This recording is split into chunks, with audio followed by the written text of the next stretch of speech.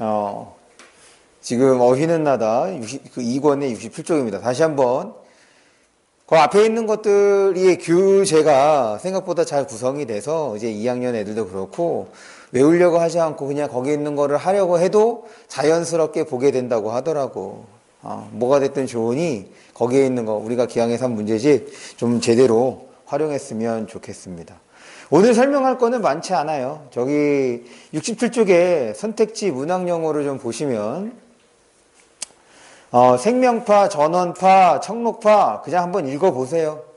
그냥 읽어보시면 될 것 같고 참여시를 보면 거기다 밑줄 쳐주세요. 정치 문제나 사회 문제 등 현실에 대하여 비판적인 의식까지 밑줄을 칩니다. 그래서 이 참여시는 조금 구분을 해야 돼. 지금 거기 있는 것처럼 사회 현실에 대해서 비판적인 인식을 갖고 있는 것을 참여시라고 한단 말이야.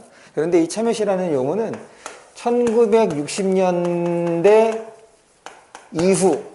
이후에서는 참여시라고 얘기를 해. 사회 비판하는 거야. 그런데 일제강점기 때 사회 현실을 비판하는 거는 뭐라고 얘기를 하냐면 저항시라고 얘기를 합니다. 그래서 거기다가 참여시에다가 저항시를 써주세요.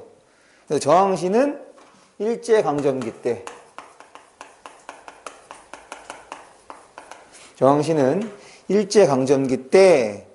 그 비판의식을 담는 것을 저항시, 그러니까 일제에 저항하는 걸 말하는 거라 생각하시면 돼요. 그러니까 왜 이걸 설명하냐면 사실 60년대 이후엔 독재에 저항하는 거잖아. 그래서 민주화를 성취하려고 하는 거지. 이제 그런 거는 저항이라는 말을 쓰긴 하지만 이제 시의 어떤 세부 갈래로 보게 된다면 참여시라고 얘기한다는 거. 그래서 참여시, 저항시 이런 거 이제 구분해서 쓸 수 있어야 됩니다. 물론 1학년 때까지는 여기는 몰라도 돼. 근데 이 참여시, 저항시 이런 얘기는 보통 2학년 때 많이 나오니까 나중에 좀 봐주시고, 그 다음 초월적 존재. 초월적 존재는 그냥 신적 존재라고 생각해 주시면 되겠죠? 초월적 존재는 신적 존재 혹은 절대자. 다음에 이제 모티프입니다. 모티프는 위에다가 요거를 써주세요. 모티프는 화소라고 써주시고, 이거는 이야기 요소.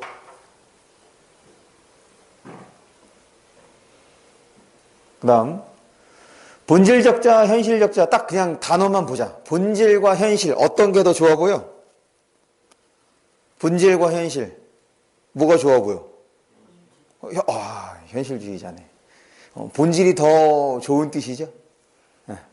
그래서 본질적자는 긍정적인 의미를 뜻하고 그 다음에 현실적자는 보통 부정적인 의미를 뜻하는데 근데 결국에는 자아라는 얘기는 자기 자신을 말하는 거잖아. 화자를 말하는 거지. 그래서 중요한 건 이렇게 그 본질적자랑 현실적자랑 나눴다 자체가 화자가 어떻게 되는 거야?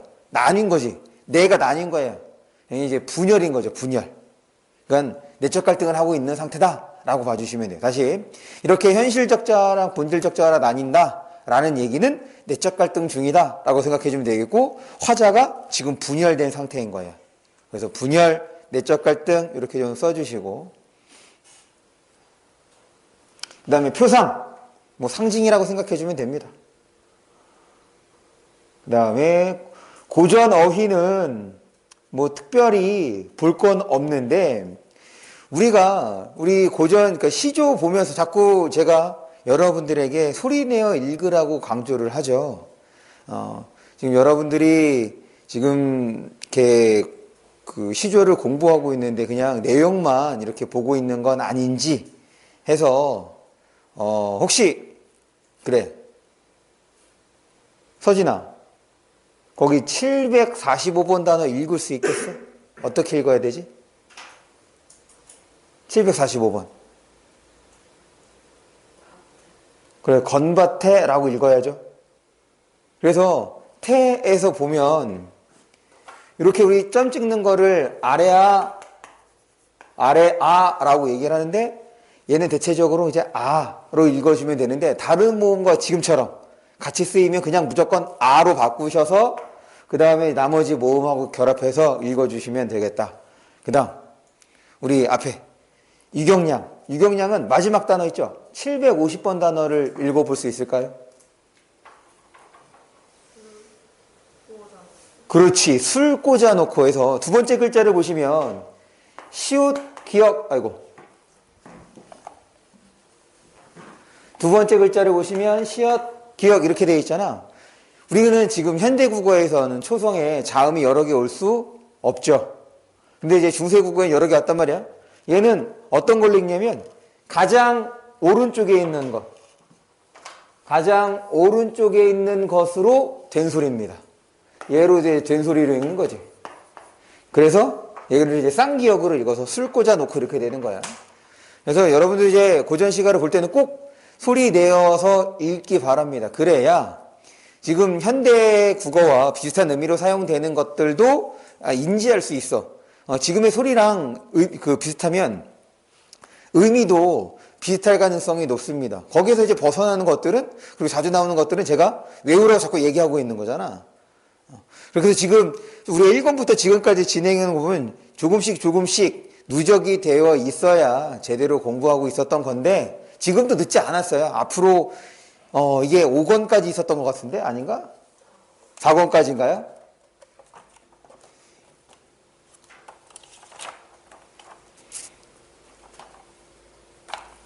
아닌가? 어디 나오는데? 4권까지예요? 네. 앞으로 2권 더 할 수 있는 거잖아. 그렇게 누적해 가면 되는 거지. 그래서 일단 기본적인 좀 어휘를 익혀두면 여러분들이 지문을 읽을 때, 작품을 감상할 때, 그리고 문제를 풀 때 많은 도움을 받는다. 물론 나중에는 지금 이제 그런 건 인식이 잘 안 되겠지만 그렇게 해서 어휘력을 봐주면 되겠다. 그러면 이제 문법을 볼게요. 지금 혹시 채점 안 한 친구가 있으면 제가 분명히 내가 어제 보낸다 생각을 했거든. 나이 탓이겠죠? 나이 탓이 아니라 내 문제지 뭐. 나이를 먹는 것도 내가 먹는 거니까. 그래서 혹시 채점 안 한 친구는 먼저 채점해 주시고, 그래서 틀린 거 한번 봐주시고, 그러고 난 다음에, 그러니까 질문이 있는 거에 좀 표시를 좀 해주시고, 그래서 지금 요 수업을 우리가 저는 이미 월요일에 아니죠, 미안. 토요일 오전에 했기 때문에 거기에서 일단 질문 나온 것을 중심으로 먼저 가볍게 설명을 하고 그러고 난 다음에 여러분들의 추가 질문을 좀 받겠습니다. 일단 한번 채점하고 보세요.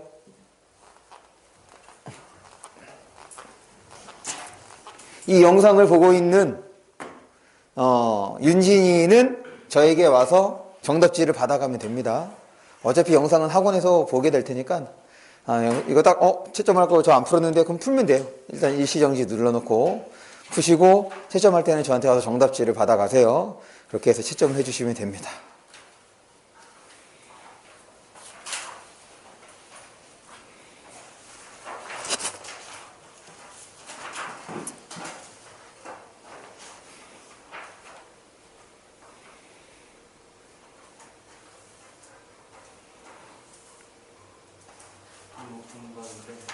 응? 안 푼가? 왜 안 풀었어? 아니, 그거. 그래, 지금 한번 풀 수 있는 거 풀어보세요. 네. 이따가 어쨌든 전반적으로 설명을 할 테니까. 요 의문의 변동은 1학기 중간고사나 늦으면 기말고사 때 포함이 되는 1학년 과정을 거치면 어느 학교에서든 다 배우는 내용이니까 꼭 기억을 해두세요. 그리고 이 의문의 변동은 다른 문법과 그렇게 직접적으로 관련되지 않아서 사실 그렇게 어려운 게 아닙니다.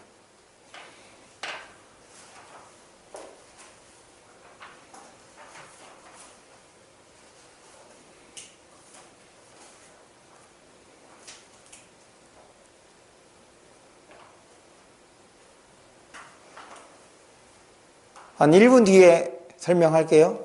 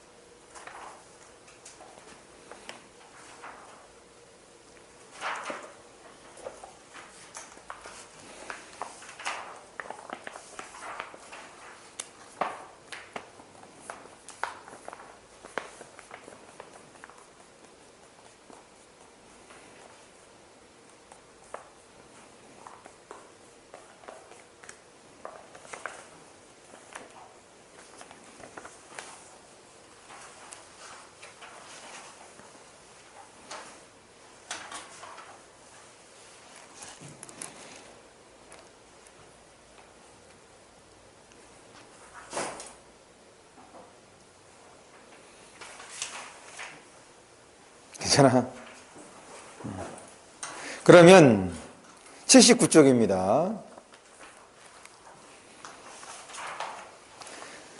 79쪽에서 5번을 좀 설명을 할게요. 79쪽에 5번을 보면 지금 반모음에 대한 얘기를 하는데, 일단 우리가 모음하면 두 개 기억을 해야죠. 모음에는 단모음하고 이중모음이 있다. 그럴 때 이 이중모음은 뭐랑 결합이야? 단모음과, 그렇죠, 반모음의 결합인데, 일단 여러분들이 좀 주의를 하셔야 되는 게, 지금 이 바뀐 교육과정, 여러분들이 이제 배우게 되는 교육과정에서는 이 반모음을 하나의 의문으로서 인정하고 있다. 그래서 그 주의가 좀 필요하다 얘기했어요. 왜냐면 처음에 의문하면 여러분들에게 3개 기억하라 그랬지. 뭐였어? 의문하면 3개. 의문하면 3개. 여러분들이 이제 의문하면, 그렇죠, 자음, 모음, 소리의 길이, 이거란 말이야. 의문에 해당하는 것이 요 3개라고. 그러면 지금 방금 설명한 거에 반모음이 있냐 없냐? 지금 방금 얘기했던 거 반모음이 들어있어 안 들어있어? 안 들어있잖아. 그러니까 주의하라고. 무슨 말인지 알겠어? 지금 이렇게 설명하기 위해서, 그러니까 의문의 변동에서 반모음 첨가, 그 다음에 또 반모음화, 이거를 설명을 하려면 반모음이 뭐로 인정돼야 돼? 하나의 의문으로서 인정이 돼야 된단 말이야. 그렇기 때문에 반모음이 지금 의문으로서 기능할 수 있다. 그런데 일단은 우리가 의문하면 이렇게 기억하자는 얘기였어. 그러니 당연히 모음에는 이렇게 해당했던 거지. 그러면 왜 반모음이라고 이름을 붙였느냐? 소리의 성격상 모음과 비슷합니다. 이 반모음은 소리의 성격상 모음과 비슷해. 그렇다고 완전한 모음은 아닌 거죠. 그럼 모음의 특성이 뭐가 있냐면, 얘는 음절을 이룰 수 있어.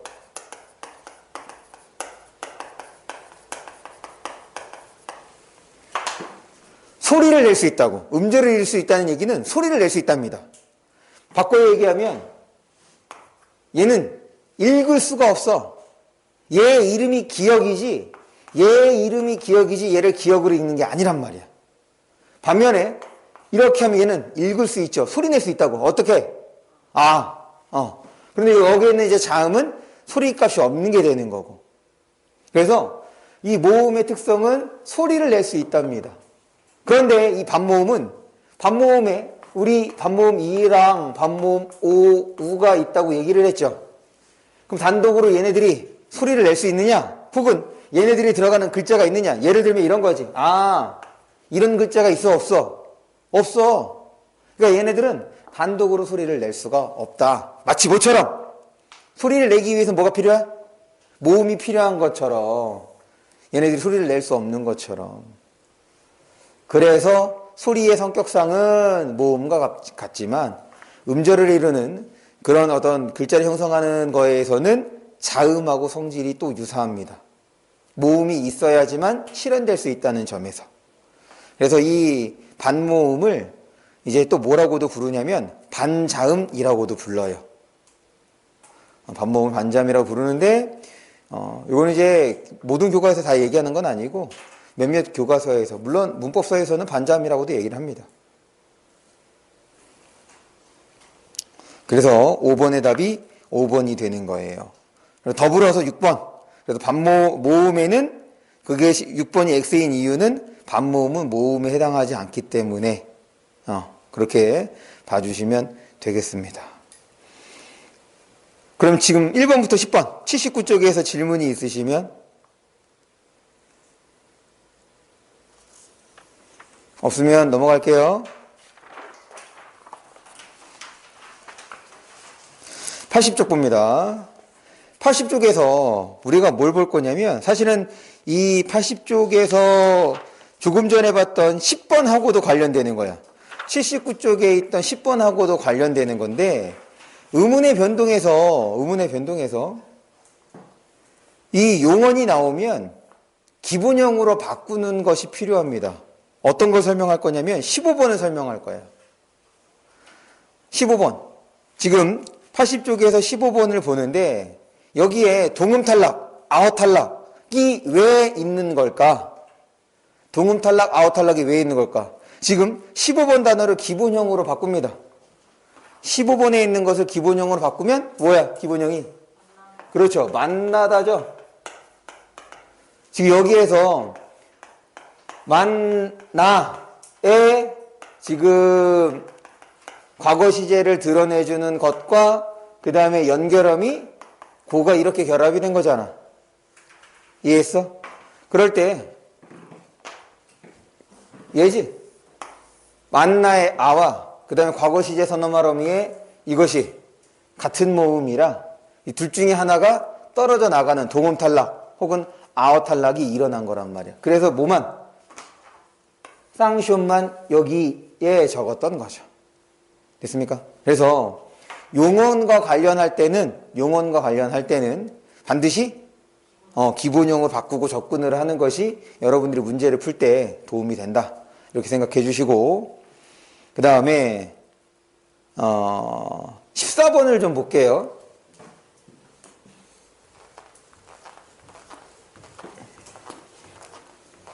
14번은 좀 어려운 거긴 하지만 여러분들이 좀 명확하게 정리를 해야 될 것이 자음군 단순화야.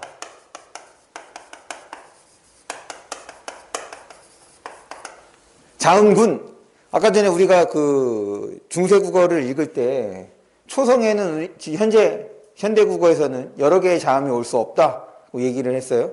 지금 현대국어에서 여러 개의 자음이 올 수 있는 부분은 어디야? 종성이죠. 그러니까 이 자음군 단순화는 명확하게 어디에서 일어나는 거냐면 겹받침에서 일어나는 겁니다. 그래서 예를 들면 우리가 이거 어떻게 읽어요? 넓다라고 읽는 것. 그래서 비읍이 요 받침에서 떨어져 나가게 되는 거지.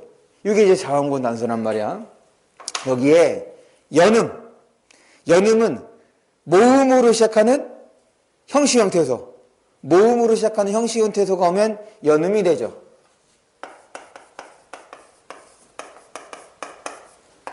얘는 어떻게 읽어? 얘는 넓어서 이렇게 되는 거지. 그래서 받침에 있던 것이 이렇게 넘어갑니다. 이게 바로 연음이었죠. 됐습니까? 그러면 지금 이렇게 했던 것처럼 지금 14번 단어에서도 적용을 해보면 얘가 어떻게 돼야 돼? 서가 돼야지. 지금 이것처럼 여기 있는 겹받침 하나가 일로 이렇게 넘어가서 이렇게 해야 될 거 아니야. 그런데 지금 거기에 적혀 있는 건 뭐라고 적혀 있어? 끊어서라고 적혀 있다는 얘기는 요 히읗이 어떻게 됐다는 거야? 없어졌다는 얘기인 거지. 그런데 이 히읗이 어디서 없어진 거니? 받침에서 없어질 수는 없죠. 얘. 왜? 모음으로 시작하는 형식 형태소가 왔기 때문에 받침에서 없어지고 넘어가는 거란 말이야. 이거는 뭐와 같은 거냐면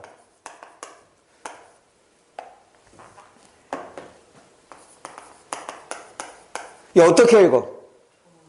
얘 조은으로 읽는 거잖아. 조흔이 아니라 얘와 같은 거지. 넘어가는 과정 혹은 넘어가서 떨어져 나간 거란 말이야. 탈락한 거라고. 그래서 끊어서의 경우는 자음군 단순화가 아니라 뭐라는 거야? 히읗 탈락이라는 겁니다. 좀 어려운 거예요. 다시 자음군 단순화 딱 어디에서 받침에서 떨어져 나갈 때 이렇게 좀 명확하게 기억해 둡니다. 됐어요? 그러면 80쪽에서 질문.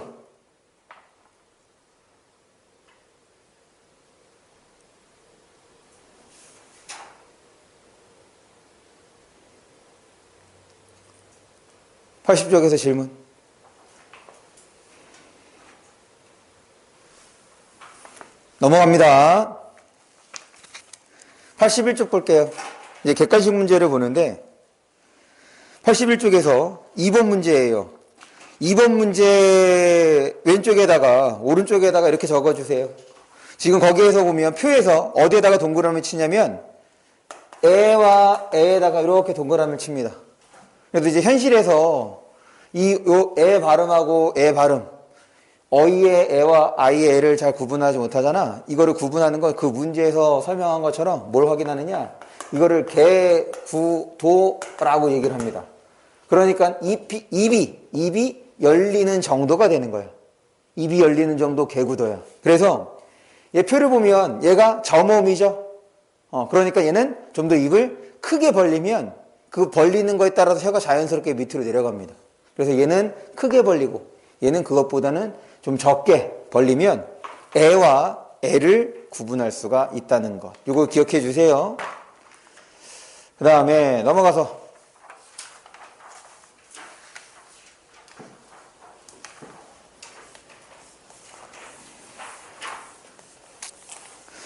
5번 문제. 5번 문제에다가 별표를 해주시고, 이 5번 문제에서는 어떤 거를 기억하냐면, 4번 선택지랑 5번 선택지. 4번 선택지랑 5번 선택지. 지금 이제 표를 줬잖아. 그래서 예를 들어서 비음화 예를 하나 볼게요. 그래. 유음화를 하죠. 유음화. 유음화가 뭐였냐면, 니은이 리을이 되는 거지. 그래서 그 표를 봐봐. 5번에서 그 표를 보시면, 니은이 리을이 됐다는 얘기는 조음 위치와 조음 방법 중에서 뭐가 달라졌다는 거야? 좋은 방법이 달라졌다는 거지. 만약에 이번 중간고사에 요 의문의 변동이 시험범위에 포함이 된다고 한다면 이것까지 기억해 주셔야 돼요.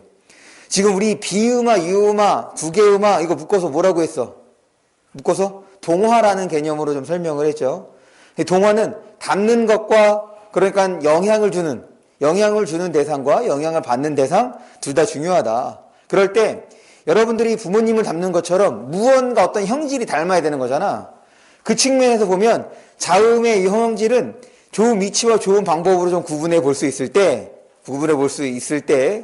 이 비음화와 유음화의 경우는 좋은 방법이 담습니다. 대체적으로 동화에서 좋은 방법이 담는 것이 표준 발음이야. 그런데 이 구개음화의 경우는 표를 봐봐. 지금 표에는 거기 있네요. 구개음화가 디귿과 티읕이 지읒과 치읒이 되는 거지. 그럼 얘는 어떻게 돼? 대각선 한 칸 내려온 거잖아. 그럼 얘는 둘 다 바뀌는 거네. 그 표를 보면 좋은 위치와 좋은 방법이 달라지게 되는 거야. 그런데 영향을 주는 놈을 본다면 얘는 뭐가 달라지는 거냐면 구개음화는 좋은 위치가 달라지는 것으로 설명이 가능합니다. 요거는 여러분들이 내신 들어가서 이것이 시험범위 포함이 되면 그때 좀 자세히 설명을 할게요. 그래서 요거는 기억해 두세요. 좋은 위치가 담는 것인지 좋은 방법이 담는 것인지. 일반적으로 뭐가 담는다? 좋은 방법이 담는 거다 라고 외우세요. 왜?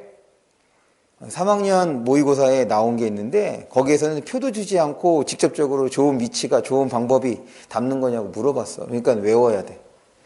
3학년 문법에 모의고사나 수능에 나온 것들은 여러분들이 내신을 떠나서 기본적으로 알아야 되는 것이라고 생각하시면 됩니다. 그럼 당연히 이 교과서가 수능에 영향을 받을 수밖에 없다니까.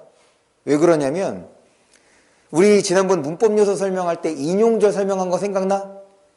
인용절에서 단순하게 직접 인용과 간접 인용을 구분하는 것이 아니라 지금 한 4, 5년 전에 뭐가 나왔냐면 직접 인용절을 간접 인용절로 바꾸는 모의고사 문제가 나왔다고 평가원에서 낸 거. 지금 여러분 이 바뀐 교과서가 이제 3년 차야. 현재 고3 친구들 때부터 처음 본 거야. 이 교과서 바뀔 때 그 내용이 다 들어갔어. 수능에 나왔던 그 내용이 그러니까 직접 인용을 간접 인용 바꾸는 것이 교과서에 반영이 됐단 말이야. 그 전에는 없었거든. 교과서에 그냥 인용절에는 간접 인용과 직접 인용이 있다. 직접 인용을 간접 인용으로 나누는 활동 자체가 없었단 말이야. 그런데 수능에 그렇게 한번 나오고 난더니 새로 바뀐 교과서에 그 내용이 다 들어가 있다고. 그러니까 평가원은 이 고등학생에게는 절대적인 거다라고 생각하시면 돼요. 그러니까 평가원에서 다뤘던 옳은 선택지, 옳은 내용들은 여러분 다 아셔야 됩니다. 특히 문법의 경우는 문제로 나왔던 건 다 외워야 돼요, 여러분들이. 재밌는 건 그렇게 한번 문제에서 내잖아. 다음에 다다음에는 그 문제에 대한 설명을 뺍니다. 그럼 뭐야 걔네들이. 야 우리가 한번 냈고 너희들 이제 수험생이라면 당연히 기출문제 공부했을 테니까 이 정도는 아는 거 아니야? 이거란 말이야. 그래서 3학년 6월, 9월 수능에 나왔던 문법 내용은 여러분들 다 외우셔야 돼요. 제가 설명한 것들은 다 그거를 기반으로 여러분들에게 설명을 하는 거예요. 그러니까 제가 외우라는 것만 외우시면 됩니다. 넘어갑니다.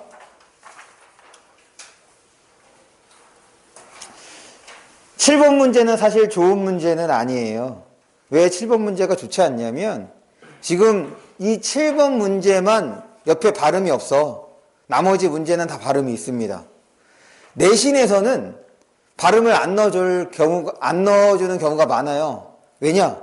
이미 학교 다 설명한 거잖아. 교과서에 있는 단어를 제시하는 거기 때문에 발음을 안 넣어주기도 합니다. 그러니까 여러분들이 외울 때는 발음까지도 외워야죠. 근데 모의고사에서는 안 그래. 그런데 간혹 모의고사에서도 이 발음을 안 넣어주는 경우가 있어. 그런데 평가원에서 내는 문제는 절대로 그렇지 않습니다. 그래서 7번 문제는 좀 좋은 문제는 아니긴 하지만 거기 순행동화와 역행동화의 개념 나오죠? 이거 기억해 두세요. 순행은 앞에 거에 영향을 받아서 뒤에 게 바뀌는 거고 그 다음 역행은 뒤에 거에 영향을 받아서 앞에 게 바뀌는 거예요. 거기에다가 하나 더 적습니다. 뭐가 있냐면 상호동화라는 것이 있어요. 상호동화는 얘는 둘 다 바뀝니다. 그래서 우리 비음화 중에 특이한 비음화가 있었지. 비음화의 정의가 뭐였어? 비음이 아닌 것이 비음의 영향을 받아서 비음으로 발음되는 게 비음화야. 그러니까 뭐가 필요해? 단어에 비음이 있어야 돼. 그런데 이 둘 다 바뀌는 거는 비음이 없어요. 이 어떻게 읽냐면 현역이라고 읽습니다. 이게 바로 비음화가 일어난 건데 여기 비음이 있어 없어? 없죠? 그러고서 지금 비읍과 리을 둘 다 바뀌었죠?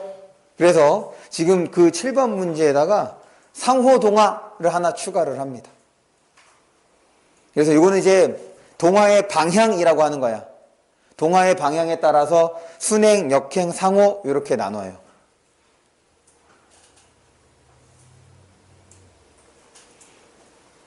그 다음 10번 문제는 밑줄이 빠졌는데 뭐 푸는 건 지장이 없었을 것 같아. A를 보시면 어디까지냐면 두 개의 단모음이 합쳐져 이중모음이 되기도 하며까지가 밑줄입니다.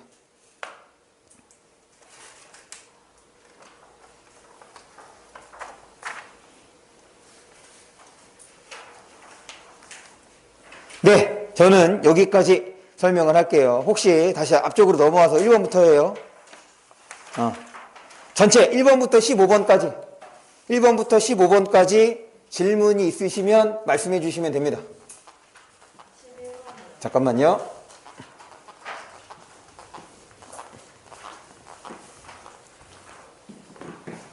네, 11번.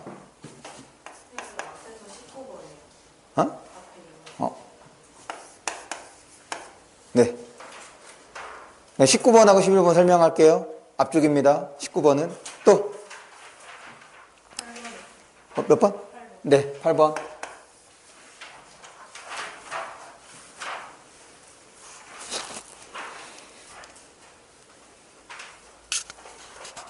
이거 여기 무슨 색인지 보여? 네. 유경이는 안 보여요? 무슨 색인지? 보여요? 네. 그럼 가까운 유경이가 혹시라도 여기 빨간불이 나오면 알려주세요. 소리가 녹음이 안 될 수 있습니다.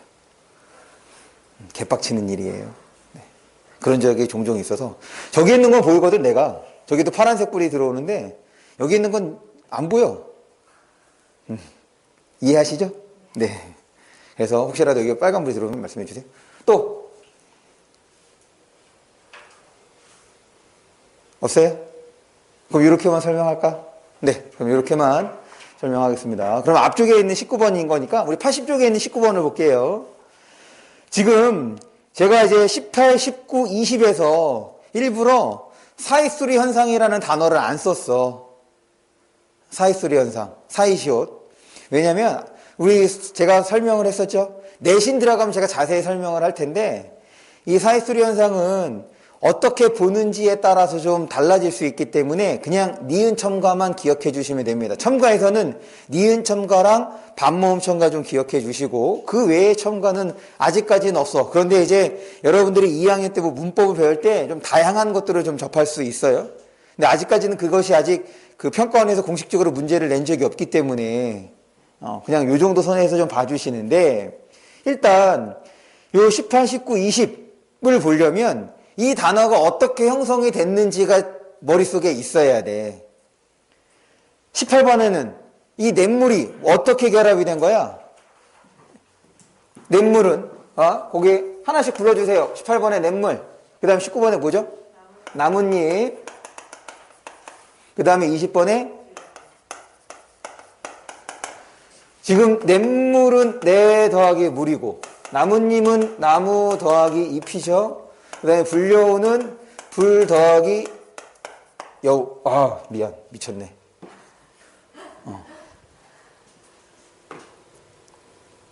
이렇게 되는 거잖아. 됐습니까? 그럴 때 지금 여기에 있는 이제 시옷이 문제가 되는 거지. 그리고 요 불려의 경우는 발음이 불려우가 되는 거니까. 그러면 얘네들이 원래 단어가 이거였어. 만약에 이렇게 나눴을 때 원래 내에도 시옷이 들어있고 나무에도 시옷이 들어있다면 전혀 문제될 게 없죠. 그런데 원래는 그게 아니었단 말이야. 그래서 이거를 기준으로 결국에는 얘가 냇물, 얘가 나뭇잎이 된 거니까 결국에는 니은이 들어가거나 니은 두 개가 들어가는데 그냥 니은 첨가로 그걸 설명하는 거지. 이해했어? 그래서 냇물하고 그 나뭇잎의 경우는 원래 단어가 이렇게 됐다는 것에 대한 인지가 좀 필요해. 됐어요? 마지막에 이제 불려우. 여기도 마찬가지지요. 우리 첨가에는 두 가지밖에 없는 거야. 그럼 이 두 가지를 알고 있어야지. 뭐밖에 없어? 니은 첨가랑 반모음 첨가밖에 없단 말이야. 그런데 여기 최종 발음은 뭐라가 돼 있어? 그 리을 첨가라고 하면 돼, 안 돼? 안 되는 거지. 왜? 리을 첨가는 없다니까? 니은이 들어오고 그 다음에 어떻게 된 거야? 앞에 있던 리을 때문에 유음화가 일어나는 거죠. 됐어요? 왜 이렇게 설명을 하냐면 음운의 변동은 기본적으로 뭐랑 뭐를 비교대줘야 되는 거야. 비교대줘야 되는 거. 뭘 견주어 봐야지 음운의 변동을 파악할 수 있지? 지금 이렇게 설명한 이유가 표기랑 발음이거든. 지금 표기랑 발음인 거니까 이렇게 되는 거란 말이야. 그런데 지금 이거 니은 첨가라고 하면 설명이 가능해, 불가능해? 불가능하지. 이게 갑자기 시옷이 디귿으로 바뀌어서 그 다음에 디귿 뒤에 미음이 있으니까 디귿이 니은으로 바뀌었나? 지금 그렇게도 볼 수 있는 거 아니야. 무슨 말인지 알겠어? 그렇기 때문에 이 경우에는 이 두 형태를 좀 알고 있어야 여러분들이 함정에 빠지지 않을 거다라는 거. 됐어요? 그래서 첨가가 조금 어려워. 그리고 이 연장선에 있는 것이 사이소리 현상이 되는 거고. 그러면 지금 11번 문제를 한번 볼까요? 11번 문제도 관련이 있는 건가? 11번은 아니네요. 그러면 저 순서에 따라서 8번 문제부터 먼저 봅니다. 8번 문제. 8번에서 지금 돌고 돈이 그 다음에 얘도 결국에는 기본형으로 바꾸고 난 다음에 접근을 하는 거잖아. 그럴 때 선택지를 하나씩 좀 읽어볼게. 요거는 선택지를 조금 꼼꼼하게 읽어야. 1번부터 볼게요. A에서는 어간의 끝소리 리을. 그러면 어간 확인해야 되는 거잖아. 그럼 돌 됐고 끝소리 리을 됐습니다. 니은으로 시작하는 어미 앞에서 돌고에선 떨어지지 않았지만 도니에선 떨어졌죠. 그렇게 이제 판단을 해주면 되지. 2번입니다. B에서는 나를 나로 발음함으로 여기까지 문제 없어. 의문의 탈락이 표기에 반영이 돼, 안 돼? 안 되는 거죠. 표기에 반영이 된다는 얘기는 어떻게 적었다는 얘기인 거야? 아예 이렇게 적었다는 얘기인 거지. 다시 의문의 변동은 뭐랑 뭐를 비교 대조하는 거라고? 표기와 발음 간의 차이를 보는 거란 말이야. 표기와 발음 간의 차이를 보는 것이 기본적으로 의문의 변동을 확인하는 거라고. 그래서 어려운 게 뭐냐면 우리 앞에서 소나무, 그 다음에 써, 이런 것들. 왜? 소나무와 써의 경우는 어떻게 됐어? 아예 표기에 얘 어떻게 읽어? 소나무가 되고 얘도 그냥 써가 되는 거잖아. 표기에 아예 반영이 된 거지. 표기에 아예 반영이 된 건 어려운 거야. 그러니까 걔네들은 외워야 돼. 얘는 뭘 더하기 뭐죠? 솔 더하기 나무야. 그래서 앞에 있던 솔, 우리 솔방울이라고 하는 거잖아. 소라 푸르른 소라, 그때 그 소리라고. 그때 솔 해서 리을이 떨어져 나가는 거죠. 써는 기본형이 쓰다인 거잖아. 그래서 쓰어가 되는 거지. 의탈락. 그래서 표기에 반영이 되는 것들은 여러분들이 외우셔야 돼요. 그 다음에 3번 어간의 모음 의가. 그러니까 봐봐.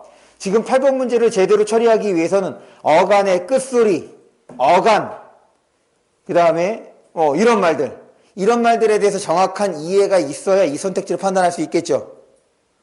그러니까 일단 문법은 기본적인 개념과 용어는 여러분들이 알아야 돼.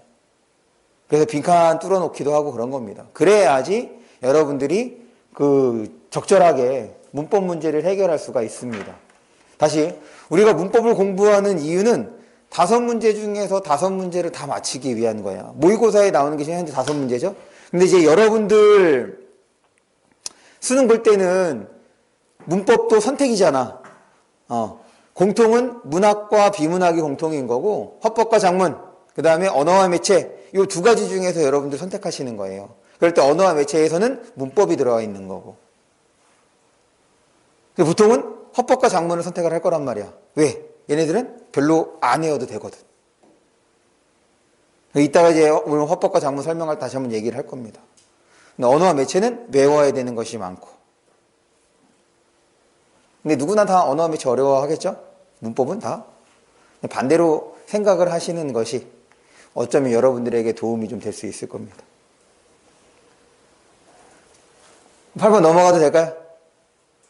그럼 이제 11번 봅니다.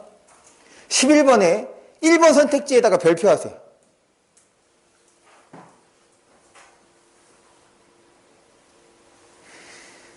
사실 이제 의문의 변동이 일어나는 측면이 2가지야.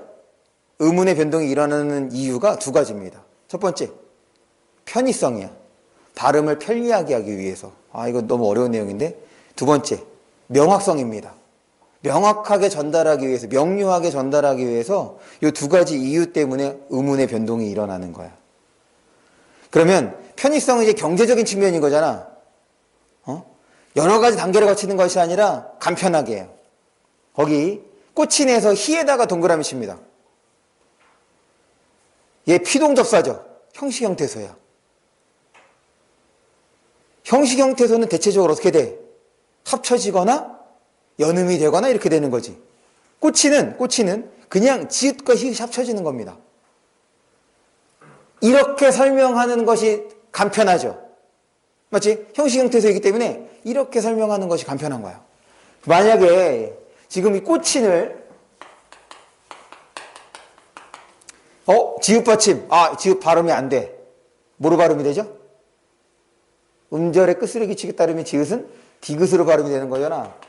얘 디귿으로 바뀌고, 그 다음에, 히읗과 결합을 해서 티읒이 되고, 거기에 이가 들어있으니 치가 되는 거야. 이렇게도 설명할 수 있는 거거든. 그럼 설명을, 단계가 어떻게 되는 거니? 하나, 둘, 3개를 봐야 되는 거잖아. 이해했어? 지읒이 디귿으로 바뀌고, 뒤에 있던 히읗과 결합을 해서 거센 소리가 되고, 2번째, 그 다음에 이 모음 이, 형식 형태에서의 모음 이가 있으니까 9개음화, 3단계. 이렇게 설명하는 거랑, 그냥, 얘 그냥 지읒과 히읗이 합쳐져서 치읒이 된 거야. 어떤 게 간편해? 내가 2번째 설명이 간편한 거지. 얘는 그거예요. 그래서 1번 선택지입니다. 가해당하는 거. 그래. 지금 가해당하는 것이 음절의 끝소리 규칙이잖아. 정답률 봐봐. 68%야.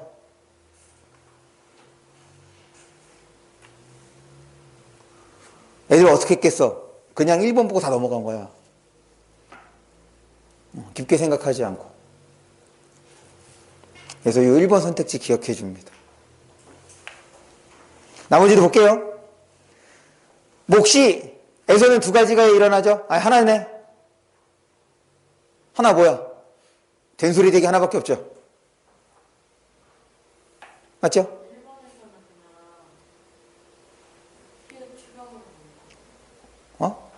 거센소리 대기. 자음 축약. 거센소리 대기. 그 다음에 2번은 된소리, 넘어가서 된소리인 거잖아. 얘는 된소리 대기 하나밖에 없죠. 그 다음, 비옷에서는, 네, 음절의 끝소리 규칙. 않고에서는 거센소리 대기.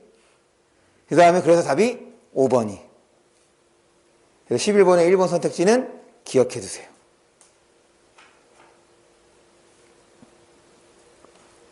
됐습니까? 네. 그럼 우리 새 교재를 볼까요?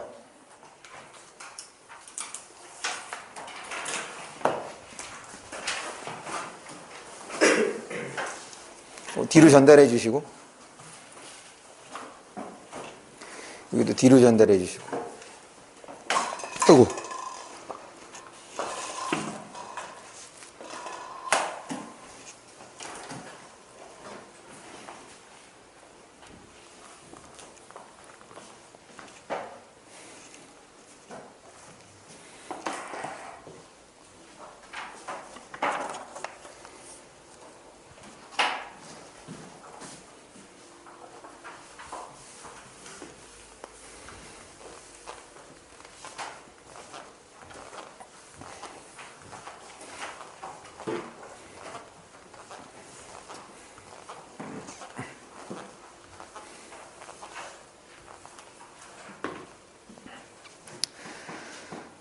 윤준아, 새 교재로 영상을 보셔야 합니다. 네.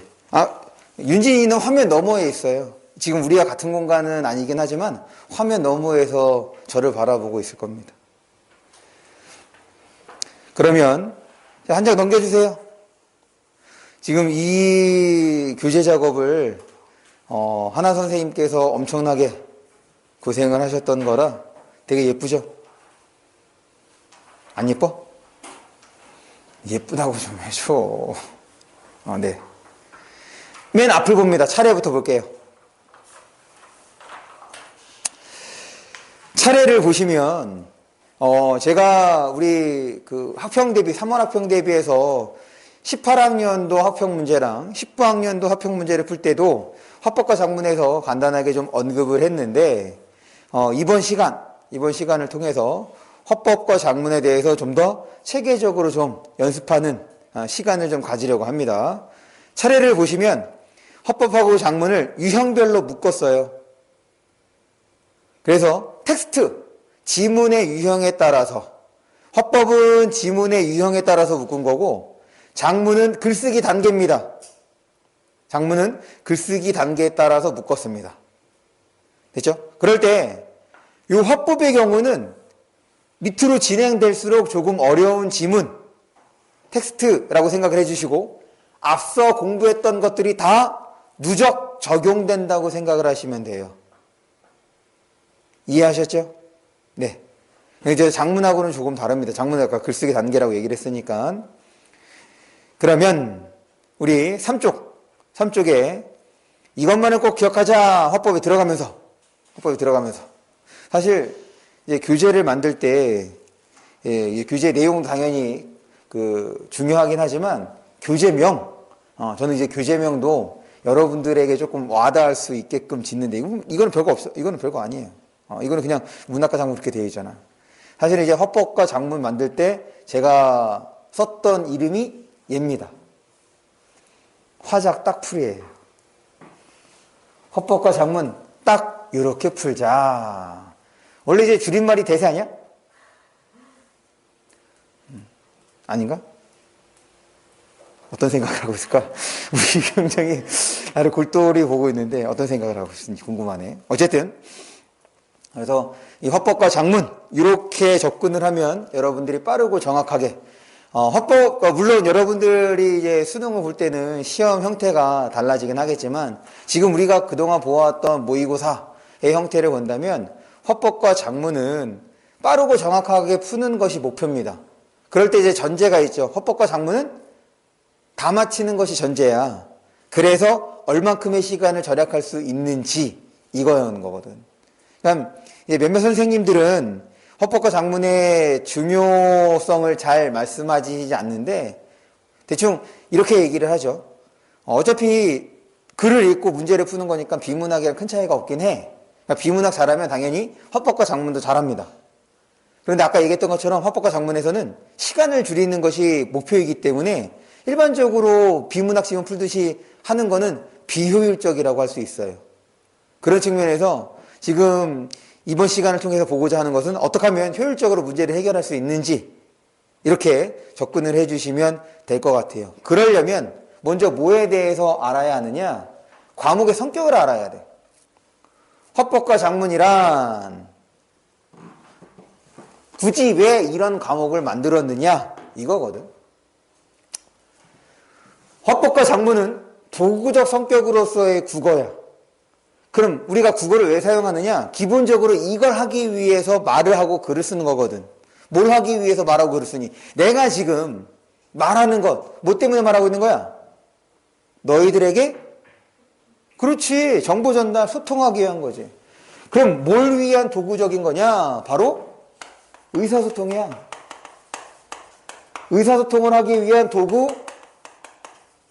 수단으로서 국어야. 어떻게 하면 내 생각을 혹은 내 감정을 상대에게 효과적으로 전달할 수 있을까?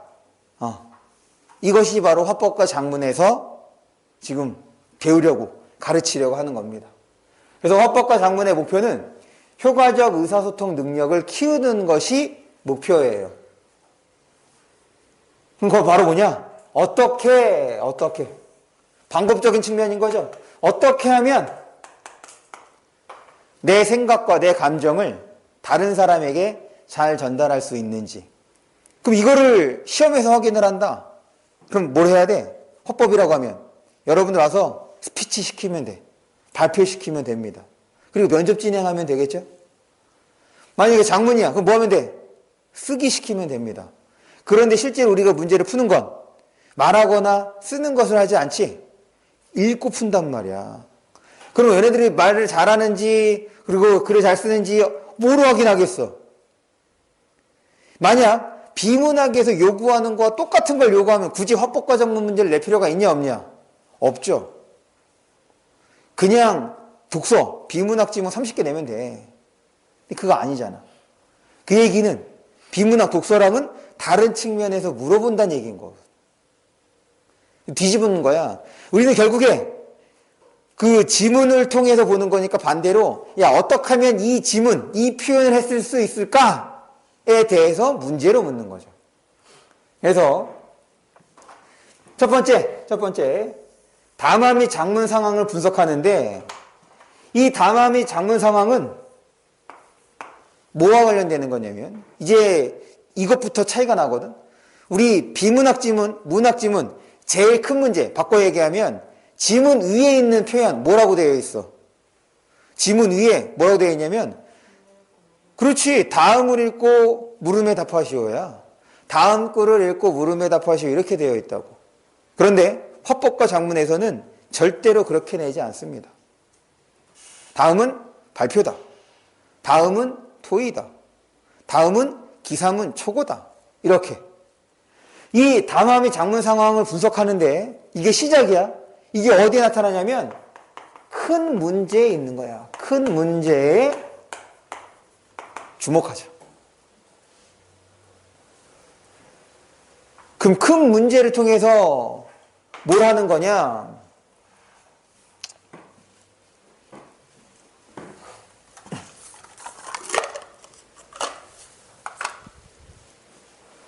큰 문제를 통해서 바로 그와 관련된 배경 지식을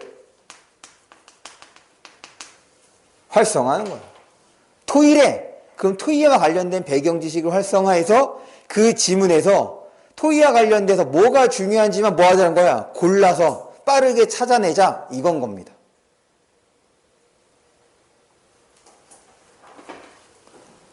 화법에서의 핵심은 얘죠. 전체 구조 및 구성, 전개 방식, 표현 방법, 매체 활용 등을 고려해서 쓰는 거라. 그럼 우리가 뭘 파악해야 돼? 구조 및 구성, 전개 방식, 표현 방법, 어떤 매체를 썼는지. 이거 왜 하겠어? 상대방에게 고스란히, 온전히 전달하고 싶은 거를 전달하기 위해서 저런 방법들을 쓰는 거잖아.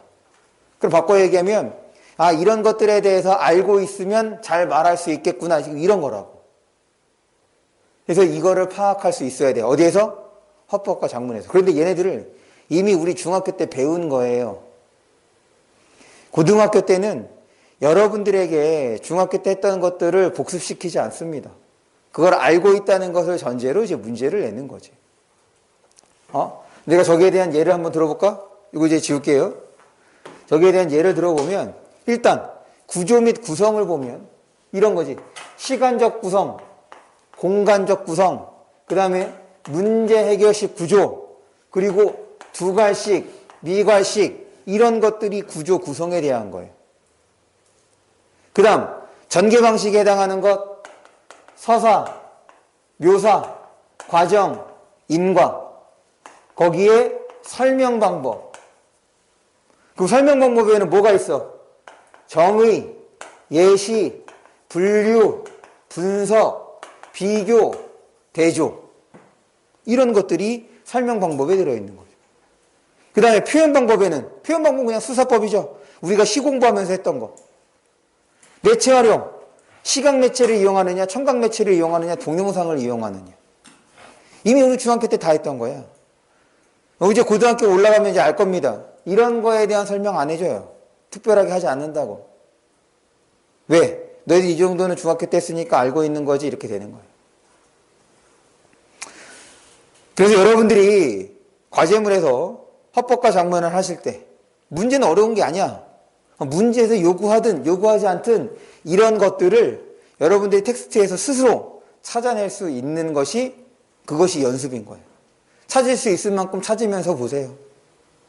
그런 게 익숙해지면 빠르게 검색이 가능한 거야. 근데 이런 거 다 그 문제에서 나오지 않아요. 자주 나오는 것만 나옵니다. 넘겨보세요. 5쪽을 봅니다. 또 5쪽이란다. 또 넘겨주세요. 4, 5, 6, 6쪽. 6쪽 보시면 거기 참여자의 2번에 참여자의 말하기 방식에서 넣어준 거 있죠?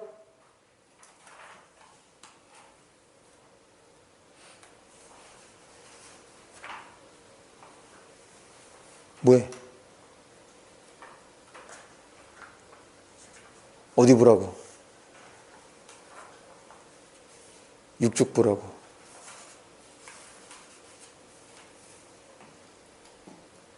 또 넘겨보세요. 또 한 장 더. 그러면 11, 12. 또 넘겨야겠네. 14쪽. 14쪽을 보시면 아까 전에 봤던 거에 대해서 또 추가. 지금 이게 제가 지금 여러분들 교재에다가 집어넣은 게 가장 많이 나오는 것들만 골라놓은 거예요. 최소한 여러분들이 거기에 있는 것들은 다 알고 있어야 된다는 얘기입니다. 이것보다 훨씬 더 적잖아. 저는 이제 국어와 여러분들에게 어떤 위치인지를 잘 알고 있어서 필요한 것만 그러니까 가장 효율적으로 우리가 좀 익힐 수 있는 것들, 써먹을 수 있는 것들. 그러니까 제가 외우라는 것만이라도 외우시면 중간이 뭐야. 최상위는 아니어도 충분히 상위권에는 진입할 수 있습니다. 제가 많이 외우라는 거 아니잖아. 다시 앞쪽으로 돌아오세요. 그래서 그런 것들, 이런 것들이 여러분들이 화법에서 좀 알고 있어야 되는 것이라고 생각해 주시면 되겠습니다. 다시 우리 3쪽이야, 3쪽. 그래서 지금 화법과 작문이라는 과목에 대해서 간단하게 설명을 했어요. 그러면 출제 방식을 보는데 이제 이게 중요해.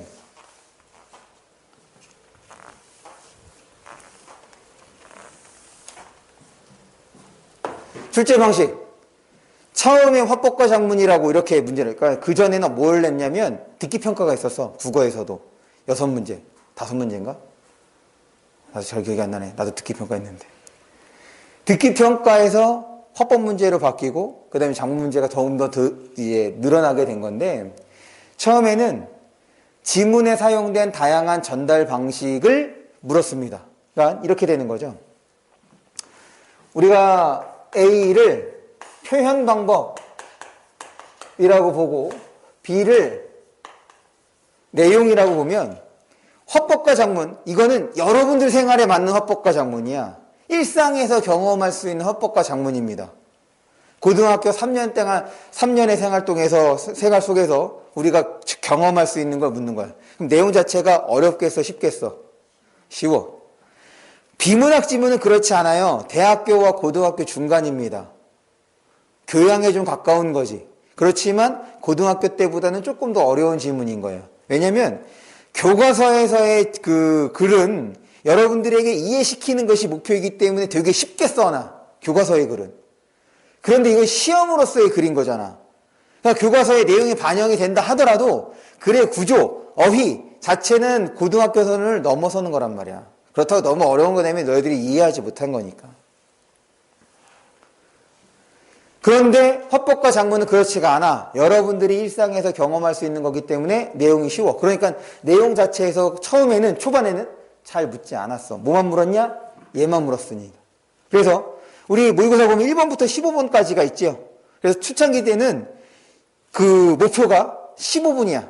1번부터 15번까지를 15분에 푸는 것이 목표입니다. 그래서 잘 빨리 푸는 친구들은 이거를 12분, 13분만 해도 풀어. 대박인 거지. 그런 애들 어떻게 되겠어? 지문 끝까지 안 읽어요. 그냥 바로바로 답을 골라냅니다. 왜? 화법과 작문의 성격이 그러니까. 그냥 애들이 너무 잘하네?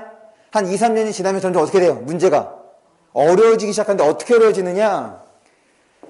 지문에 사용된 다양한 전달 방식과 내용을 연결하여 적절성 여부를 확인하는데 이 표현이 하나만 있지 않겠죠? A-1, A-2, A-3. 그럴 때 요 A-1은 내용 B-1, B-2, B-3과 연결이 되는 거야.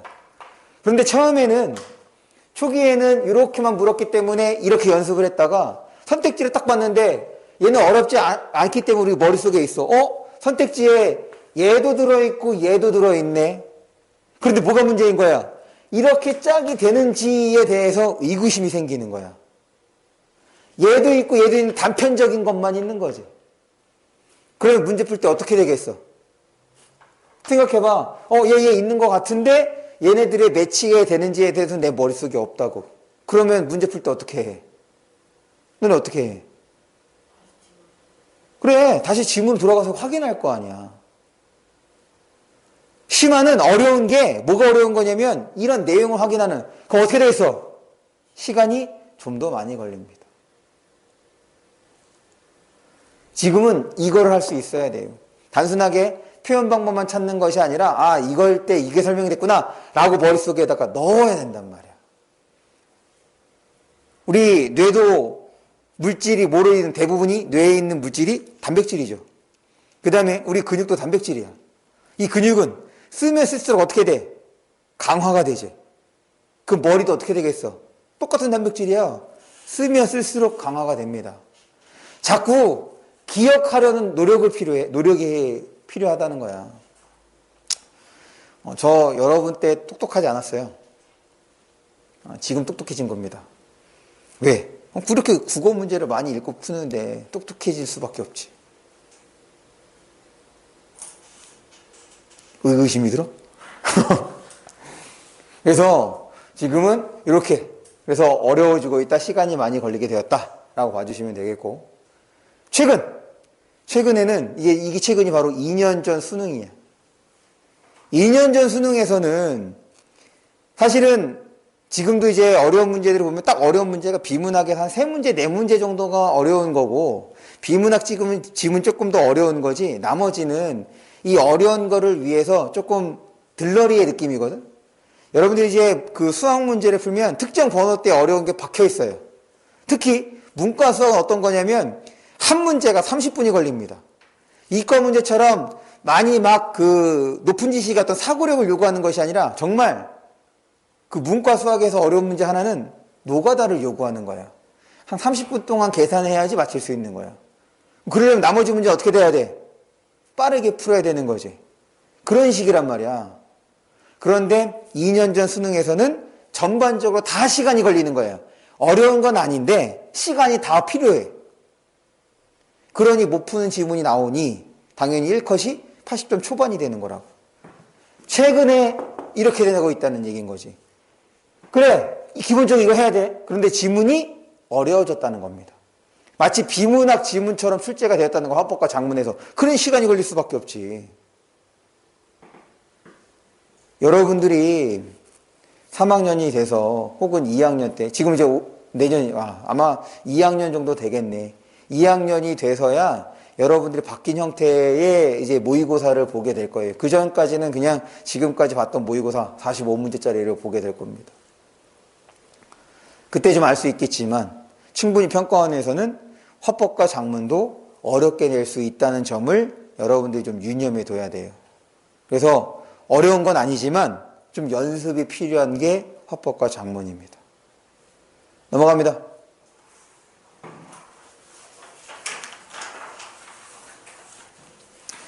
이제 넘어가면 대화가 나오는데 이 대화는 가장 기본적인 거죠.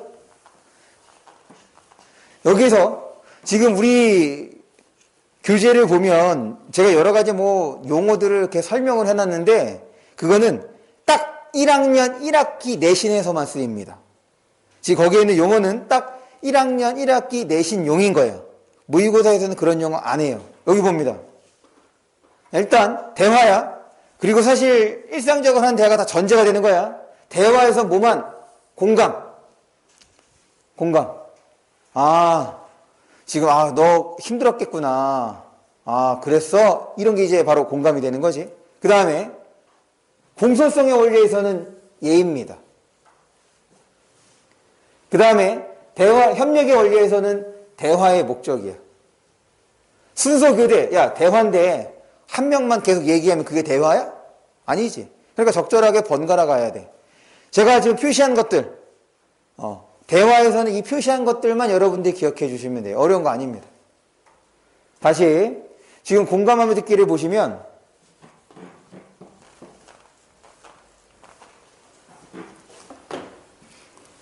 이것만 좀 확인할까? 적극적 듣기, 상대말을 요약 반복하기. 이거는 선택지 어떻게 표현될 거냐면 재진술이라는 말로 표현이 될 거예요. 재진술. 한 번 더 말한다 이런 뜻이죠. 이거를 통해서 내가 지금 너의 이야기를 공감하며 듣고 있는 거야. 이렇게 볼 수 있다는 거야. 그 다음에 나머지는 아까 얘기했던 것처럼 당연하지. 상대에게 기분이 나쁘지 않도록 얘기를 해야 상대가 내 얘기도 또 잘 들어줄 거 아니야. 그러니까 예의를 갖춰서 얘기하고 대화에 필요한 것들만 쓸데없는 거 하지 말고 그리고 대화의 주도권을 넘기고 받고 이렇게 해야지 이제 이루어질 수 있다. 이렇게 봐주시면 될 것 같아요. 그 다음 오늘 대담하고 면접까지 좀 설명을 할게요. 요거는 이제 문제는 조금 시간이 지체가 돼서 거기에 있는 문제 어렵지 않습니다. 거기 있는 문제 어렵지 않으니까 여러분들 과제로 좀 해오시고 우리 한 장 넘겨서 대담하고 면접을 보는데 조금 전에 봤던 요 대화는 사적인 거죠. 대담하고 면접의 경우는 이건 공적인 말하기입니다. 그럼 공적인 말하기니까 당연히 예의를 더 갖춰야겠지. 그럴 때 요 대담 면접 이게 어디에 나오냐면 큰 문제 나오는 거. 다음은 면접이다, 인터뷰다 이렇게 나온다고. 그럴 때 이 두 가지의 공통점은 둘 다 질문을 하죠. 그래서 포인트는 이거야. 전문가가 어떤 식으로 답변을 하고 피면접자가 어떤 방식을 통해서 답변을 하는지가 핵심이야. 이 면접은 여러분들 면접 많이 보잖아. 지금 고등학교 지원할 때 면접 본 친구들도 있을 거고, 이제 고등학교 올라가면 이제 동아리를 선택할 때도 동아리 면접을 볼 거란 말이야. 그 면접을 하는 이유가 우리 동아리에, 우리 학교에, 우리 회사에 이 친구가 잘 맞는지를 확인할 거 아니야. 면접자는 그런 특성, 피면접자는 다른 말로 이제 지원자라고도 볼 수 있겠죠? 지원자의 특성을 확인하는 질문을 할 거예요. 우리 회사, 우리 동아리, 우리 그룹에 잘 맞는 사람인지 아니지. 그럴 때 피면접자는 어떻게 해야 돼? 나는 거기에 잘 맞는 사람이라고 잘 얘기해야 될 거 아니야. 그겁니다. 진행자는 궁금한 거에 대해서. 그래서 대담하고 면접에서는 질문, 그리고 그 질문에 적절하게 답변하는가, 이게 끝인 거죠. 아까 얘기했던 것처럼 담화, 상황 및 맥락 파악은 뭘 통해서? 큰 문제를 통해서 확인하면 되는 거예요. 그래서 여기서도 뭐가 중요한 거냐? 참여자의 말하기 방식, 여기가 중요한 거지.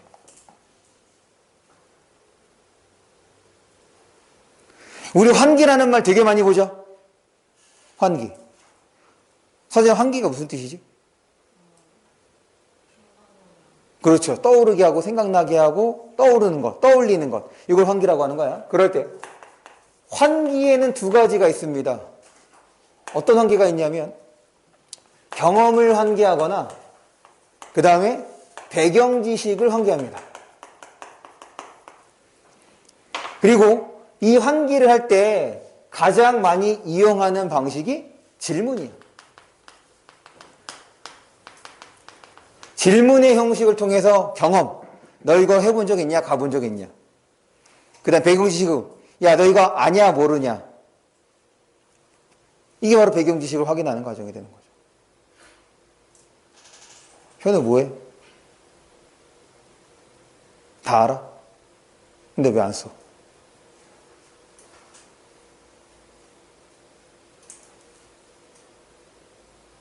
그 다음에 통념입니다. 통념은 그 사회에 두루 통하는 생각이야. 그래서 뭐랑 비슷한 거냐면 상식과 비슷해요. 통념은 상식과 비슷해. 누구나 다 알 수 있는 게 바로 통념인 거야. 누구나 다 알 수 있는 게 통념인데 그럼 통념을 설명할 필요가 있겠어? 그렇지. 그런데 이게 화법이든 작문이든 아니면 비문학이든 통념이 나오면 어떻게 될 가능성이 높냐면 이 통념은 비판받을 가능성이 높다. 까일 가능성이 높은 거야. 앞부분에 통념을 제시했다. 아, 그렇지 않다. 우리가 알고 있는 게 사실은 이렇다. 이렇게 하기 위해서 통념을 제시하는 경우가 많습니다.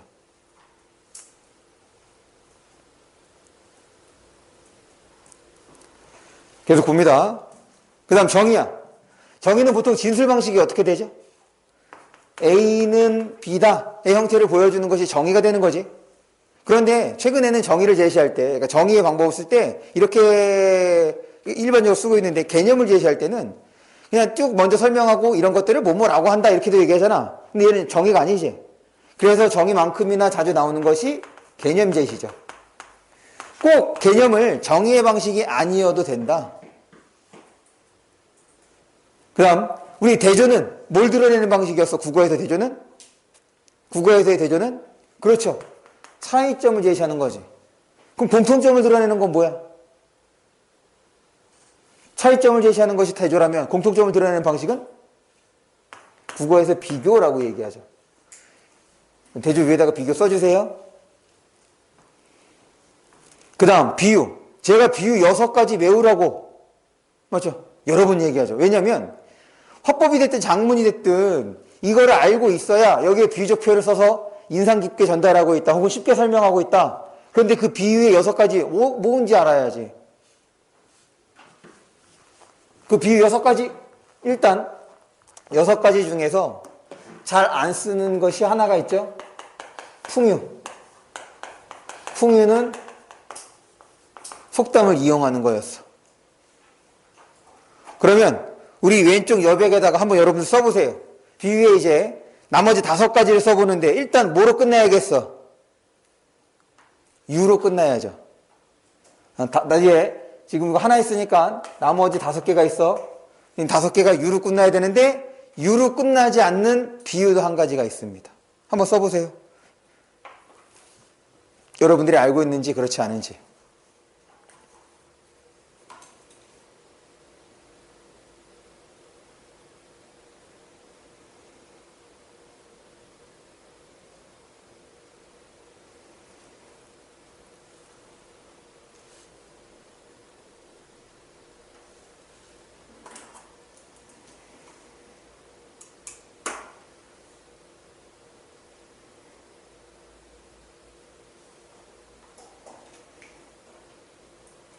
해볼까? 일단 지규, 은유, 그 다음에 그래 유자 들어간 건 유자 안 들어간 건 마지막에 하려고 그랬는데 의인, 또 유자 들어가는 것부터 화류, 대유 이런 것들이 다 비유에 해당한다. 이렇게 해서 비유 6가지 기억해 주시고, 그 다음에 예시 뭐 알죠 다. 그 다음 인용입니다. 인용의 짝. 인용하면 무조건 뭐 생각하냐면 출처 생각하세요. 인용하면 무조건 출처입니다. 출처가 있으면 신뢰도가 올라가. 인용하면 출처. 그 다음에 기대는 바람이죠. 야, 앞으로 이렇게 했으면 좋겠어. 전망은 예측입니다. 이럴 것이다. 이게 이제 전망이 되는 거지. 그 다음 반언어적, 비언어적. 반은 목소리 크기, 빠르기 이런 것들이 반언어적이죠. 비언어적은 몸짓, 표정. 그런데 지금 이제 요 우리 바뀐 교과서에서는 요 반언어적을 또 뭐라고도 하냐면 준언어적이라고도 얘기를 합니다. 반언어적 표현을 준언어적 표현이라고도 얘기를 해.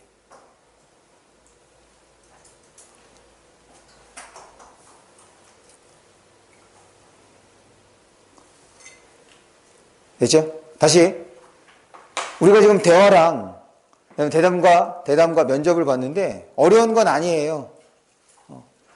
그래서 문제 쉽게 풀릴 겁니다. 그래서 단순하게 문제의 정답을 찾는 것이 목표가 아니라 지금 거기에서 그 텍스트 지문에서 이런 방법들 중에서 어떤 것들이 쓰였는지를 문제가 아닌 여러분들이 먼저 스스로 파악할 수 있는지 혹은 찾아낼 수 있는지, 이게 숙달이 되면 헌법과 작문은 충분히 여러분 시간을 좀 단축해서 문제를 풀 수 있을 거라는 거.